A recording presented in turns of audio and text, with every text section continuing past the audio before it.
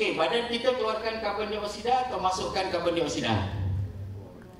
Kita keluarkan karbon dioksida, kita masukkan oksigen. Karbon dioksida kita bagi kat pokok-pokok, okey, pokok bagi kita oksigen, betul kan? Tapi kenapa kita masukkan karbon dioksida dalam badan? So kita sudah menyalahi fitrah. Faham?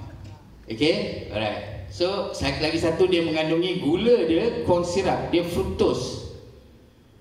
Dia mengandungi fruktos, bukan glukos ya. Fruktos hanya boleh diproses oleh hati. Dia ada, hati kita ni ada limitation untuk proses.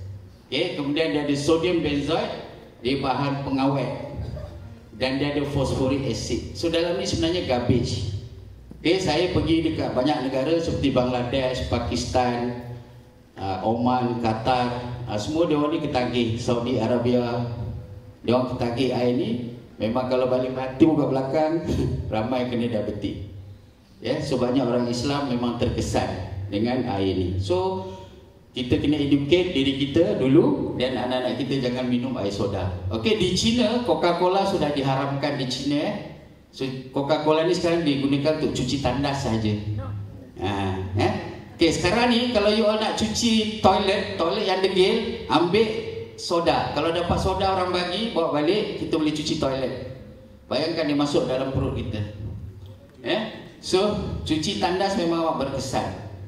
Yang mana yang degil-degil tu kan, yang stain orang kata kan, kita pakai. Kalau direbus jadi apa? Kalau direbus, ini akan jadi macam tar jalan hitam. Tahu tar? Biasa kan macam tar tu. Itu yang masuk dalam perut kita. Ya, jangan ya, please jangan minum air ni. Ya. Alright. Saya masa di US saya dah kurangkan minum air bergas. Okay, kat sana kebetulan ada education mengenai diet dan semua. So saya terdetik, saya tak boleh minum. Tapi kat sana sebenarnya orang minum macam biasa je. Ya, alright. Okay. Alright. So sekarang kalau kita tengok, kalau kita katalah minum air yang ada yang bersifat alkaline ni. So bersifat alkaline tadi yang color ni lah, yang color biru tadi. Tadi ya. Belakang.